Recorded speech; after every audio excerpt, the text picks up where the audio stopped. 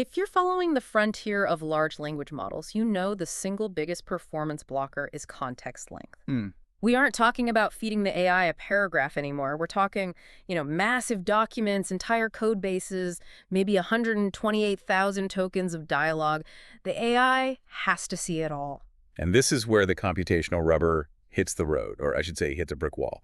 The traditional attention mechanism, which is what lets a model look back, it just scales terribly. It scales quadratically. Yeah. This is that infamous O of L squared complexity where L is the sequence length. Right. If you double the length, you quadruple the memory, you quadruple the compute cost. I mean, 128K tokens, you're spending absurd amounts of money. It creates this intense bottleneck. It makes these truly long context models just too expensive for, widespread commercial use. And that is exactly why we're doing this deep dive into the DeepSeek V3.2X model. Mm-hmm. This is an experimental model from the DeepSeek team, and it's designed to shatter that quadratic ceiling using a method they call DeepSeek Sparse Attention, or DSA. Right. Oh. So our mission today is to unpack this mechanism, understand the pretty sophisticated two-stage training process, and find out if they actually managed to slash the cost without sacrificing the model's intelligence. And here's the essential takeaway for you right out of the gate. DeepSeek V3.2 Exponus delivers monumental efficiency improvements.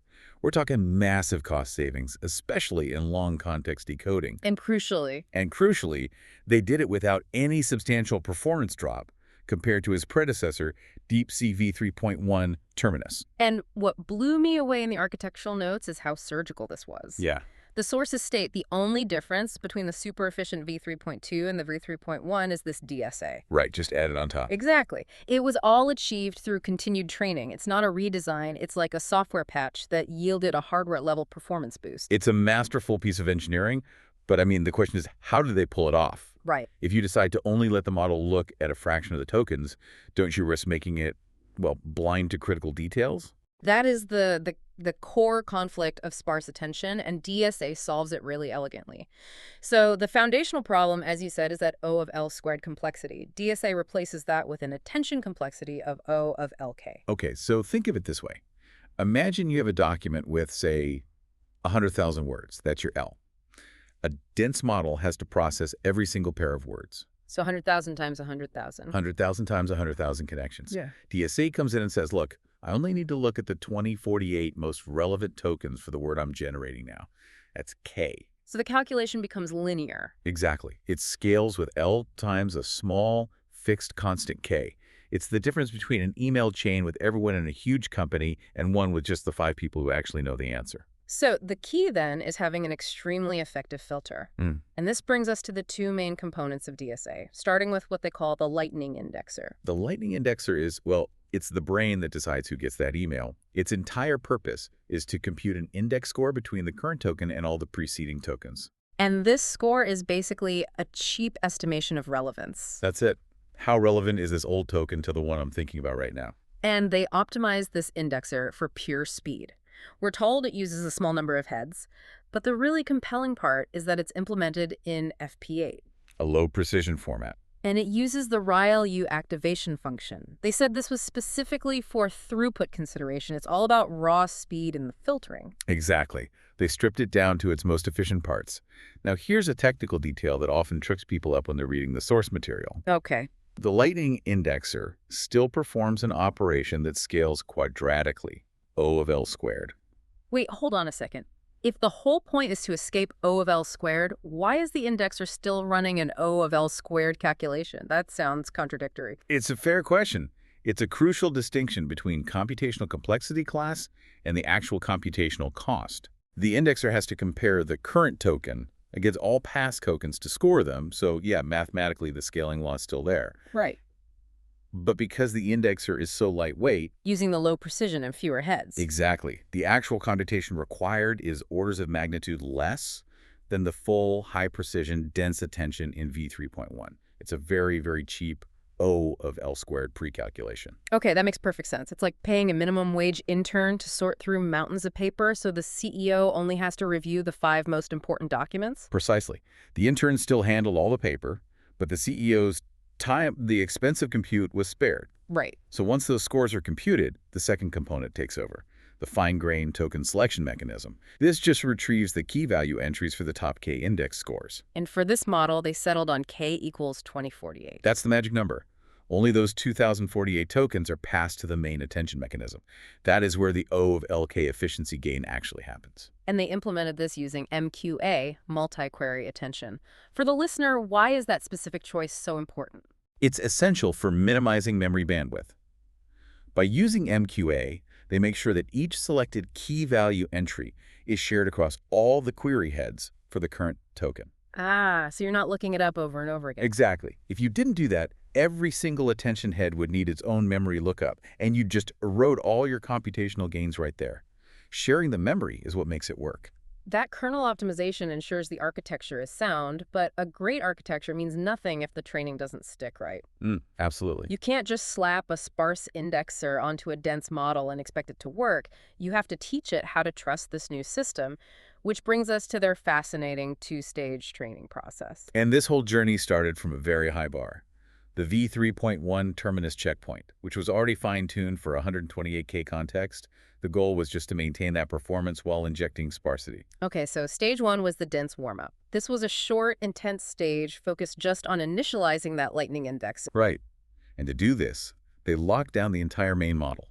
All its parameters were frozen. Only the indexer was allowed to learn. And they used a KL divergence loss function.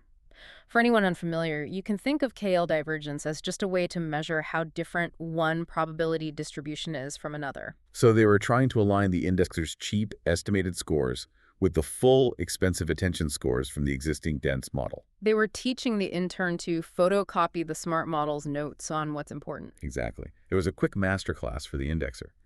And this stage was super short, only 1,000 steps, just 2.1 billion tokens.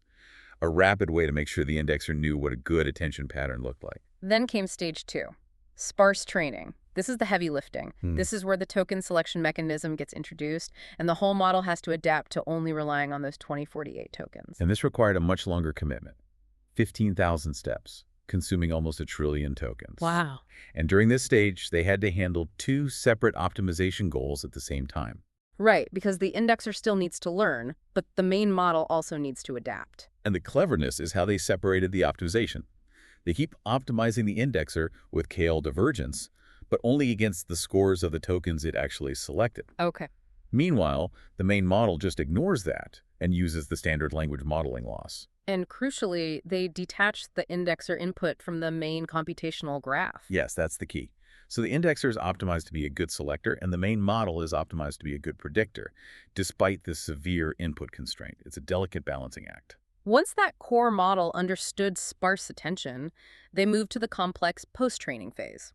And it's essential to note they mirrored the V3.1 pipeline exactly. Same algorithm, same data. Which gives us a really rigorous A-B comparison on the impact of DSA. And the first part of that was specialist distillation.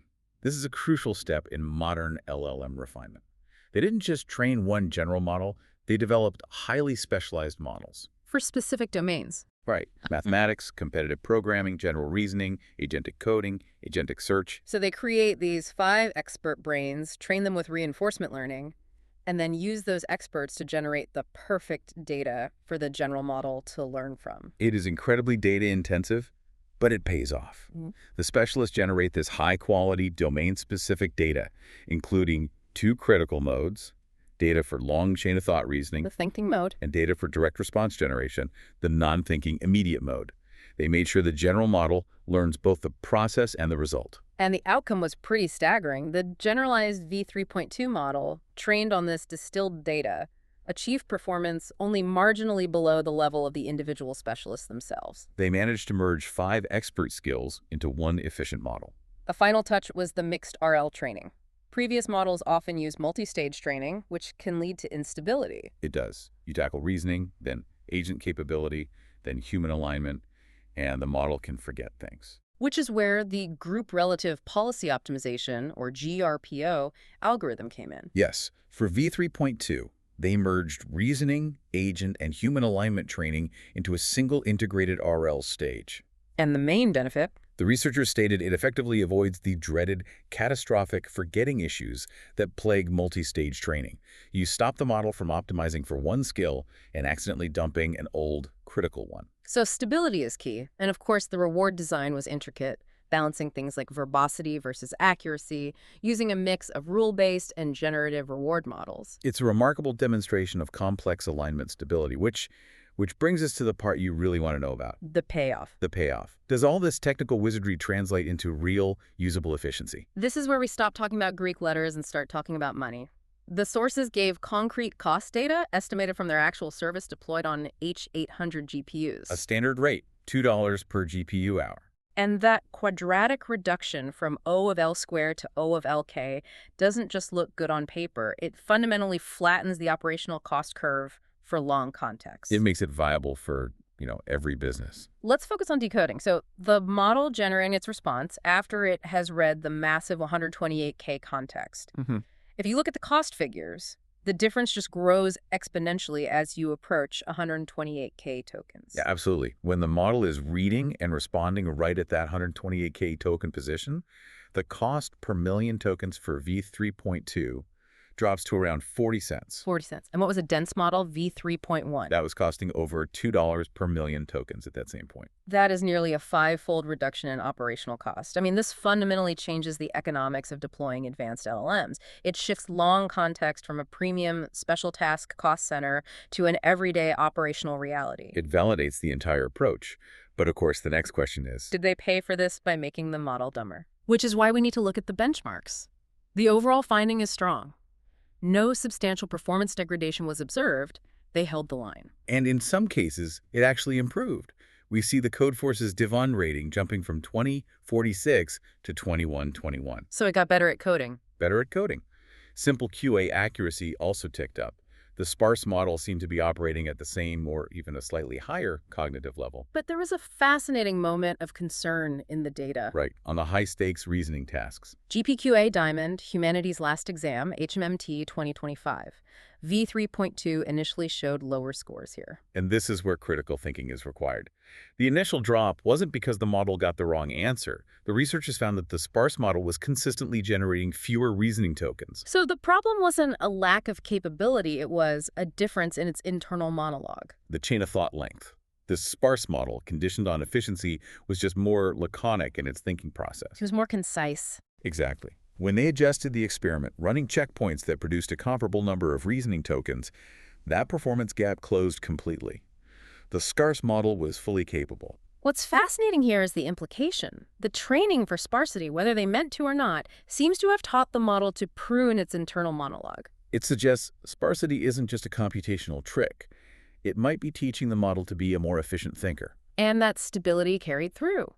The RL training curves on really complex tasks like browse comp and SWE verified tracked almost identically between the dense V3.1 and the sparse V3.2. So DSA integrated beautifully into those final sensitive optimization stages. So let's circle back to the core achievement here. DeepSeek successfully took a top-performing 128K context model, V3.1, and transitioned it into a version V3.2 XPeak that maintains the same high-level intelligence while offering a 5-fold cost reduction. All through that sophisticated 2-stage continued training and alignment. This is more than just a paper. This is the blueprint for the next generation of commercially viable long-context LLMs. It directly addresses the biggest barrier to entry for the technology. And we should note, the researchers are proceeding cautiously. They're pursuing large-scale testing in real-world scenarios to uncover any hidden limitations. For a technology this transformative, that kind of rigor is absolutely necessary. And as we close this deep dive, this whole discovery leaves us with a truly provocative thought for you to consider. Since V3.2 achieved high performance, despite generating fewer reasoning tokens in some of the most complex tests, what does this actually imply about the minimum necessary length of a chain of thought required to solve these problems? Could these new, efficiently trained sparse models eventually teach us, the humans who prompt them, how to be fundamentally more concise and streamlined thinkers?